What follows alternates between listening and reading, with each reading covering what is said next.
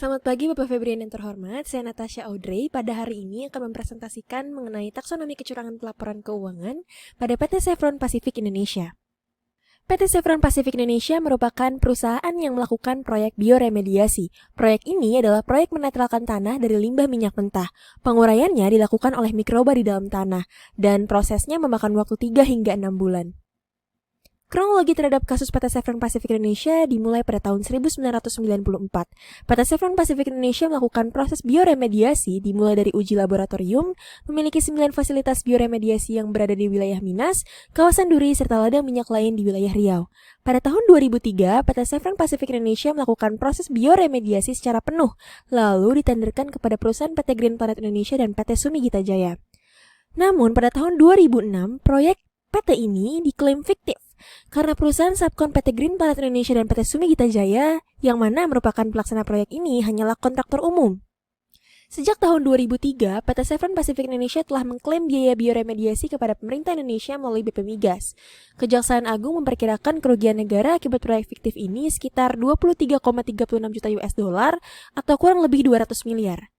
Pada 5 Oktober 2011, surat perintah penyelidikan terhadap kasus dugaan korupsi pengadaan proyek bioremediasi dikeluarkan untuk PT Chevron Pacific Indonesia. Lalu, pada tanggal 12 Maret 2012, hasil penyelidikan Kejaksaan Agung menyatakan bahwa proses bioremediasi ini fiktif. Kejaksaan Agung menetapkan 7 orang tersangka, 5 diantaranya penanggung jawab proyek dan manajer dari PT Chevron. Lalu, pada akhir Maret 2012, 6 tersangka dilarang bepergian ke luar negeri. Adapun Alexia Tirtawijaya sudah berada di luar negeri sebelum pencekalan itu diberlakukan. Pada tanggal 26 September 2012, penyidik tindak pidana khusus Kejaksaan Agung menahan 6 dari 7 tersangka kasus dugaan korupsi PT Chevron Pacific Indonesia. Mereka ditahan usai menjalani pemeriksaan sebagai tersangka. Lalu, pada tanggal 26 November 2012, Hakim Pengadilan Negeri Jakarta Selatan mengabulkan sebagian gugatan pra-peradilan 4 karyawan Chevron terhadap Kejaksaan Agung, bahwa penahanan yang dilakukan penyidik Kejagung tidak sah menurut hukum. Pada Desember 2012, pelimpahan berkas tahap kedua telah dilakukan. Kejaksaan Negeri Jakarta Selatan tidak menahan 3 tersangka dari Chevron karena mereka dianggap kooperatif. Namun, terdapat beberapa kejanggalan pada kasus tersebut. Di dalam penetapan tersangka, terlihat kecerobohan dan kesewenangan penyidik. Penetapan para tersangka tidak didahului oleh bukti-bukti permulaan yang cukup dan tidak diteliti benar sejauh mana keterlibatan seorang tersangka dengan kegiatan bioremediasi PT Chevron Pacific Indonesia. Fakta yang paling terlihat janggal adalah Bahtiar Abdul Fattah, karyawan PT CPI. Sebelumnya, pada November 2012, ia telah dibebaskan dari statusnya sebagai tersangka oleh putusan pra-peradilan Pengadilan Negeri Jakarta Selatan.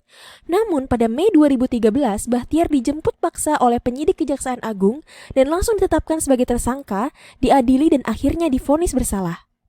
Menurut pendapat pemerhati hukum, Anis Rifatul Umah, dengan membiarkan ahli yang memiliki konflik kepentingan ikut memberikan keterangan, pengadilan kasus bioremediasi ini bagai getah dibawa ke semak.